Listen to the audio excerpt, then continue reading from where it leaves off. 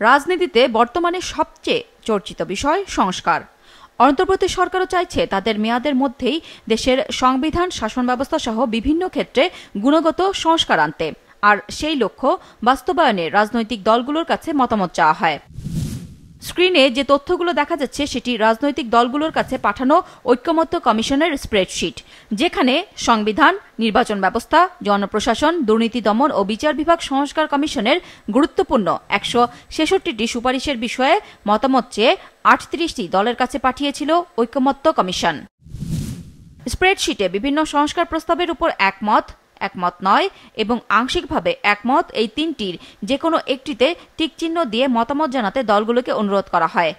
পাশাপাশি যে বিষয়ে দলগুলো একমত হবে সেগুলো কিভাবে বাস্তবায়ন হবে তাও জানতে চাওয়া হয় স্প্রেডশিটে। মন্তব্য লেখার ঘরও রাখা হয়। মঙ্গলবার পর্যন্ত ঐক্যমত্য কমিশনে 15টি দল তাদের মতামত জানিয়েছে। বিএনপি, জামাতে ইসলামী, জাতীয় নাগরিক পার্টি সহ 14টি রাজনৈতিক দল তাদের মতামত দিতে সময় চেয়েছে। যে সমস্ত বিষয়গুলোতে জাতীয়ভাবে একটা বৃহত্তর ঐক্যমত্য সৃষ্টি হবে, যেটার জন্য এই ঐক্যমত্য কমিশন কাজ করছে মূলত, সেই বিষয়গুলো বাস্তবায়ন সুবিধা হবে। প্রশ্ন থাকলো যে বিষয়গুলোতে আমরা ঐক্যমত্য হতে পারবো, সেই বিষয়গুলো বাস্তবায়নের জন্য সময়সীমা, ধাপ কি হবে। কিছু আছে স্বল্প মেয়াদী, কিছু মধ্যমেয়াদী, কিছু দীর্ঘমেয়াদী। এখানে স্বল্প মেয়াদী কিছু সংস্কার প্রস্তাব আমরা প্রথমে চিহ্নিত করতে বলেছি এবং আমরা নিজেরাও সেটা চিহ্নিত করে দেব, যেগুলো জাতীয় সংসদ নির্বাচনের জন্য আসন্ন জাতীয় সংসদ নির্বাচনের জন্য জরুরি হবে এবং যেগুলো বাস্তবায়ন করলে একটি সুষ্ঠু, অবাধ, নিরপেক্ষ নির্বাচন অনুষ্ঠানের জন্য সহায়ক হবে। সেগুলোতেও কিছু থাকবে যে সমস্ত সংস্কারগুলো আমরা আইনি সংস্কার অর্ডিন্যান্সের মাধ্যমে বাস্তবায়ন করা সম্ভব, এবং কিছু সংস্কার আছে যে প্রশাসনিক আদেশে বাস্তবায়ন করা সম্ভব, আর কিছু রুলসের বিষয় আছে যেগুলো নির্ধারিত প্রতিষ্ঠানগুলো করতে পারবে। এবং সেই সংস্কারগুলো বাস্তবায়নের মধ্য দিয়ে বিফোর দি ইলেকশন আমরা একটা সুষ্ঠু ইলেকশন পেতে পারি। জামাত 2টা কমিটি করে দিয়েছে এবং সেই কমিটির উপরে কাজ করছে।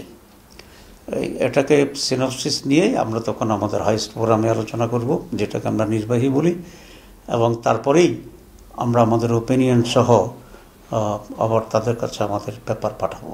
মতামত দেওয়া দলগুলোর মধ্যে নাগরিক ঐক্যের সভাপতি মাহমুদুর রহমান মান্না জানান, সংবিধান সংস্কারে আনা উচ্চকক্ষের ধারণার সাথে দ্বিমত পোষণ করেছেন তারা।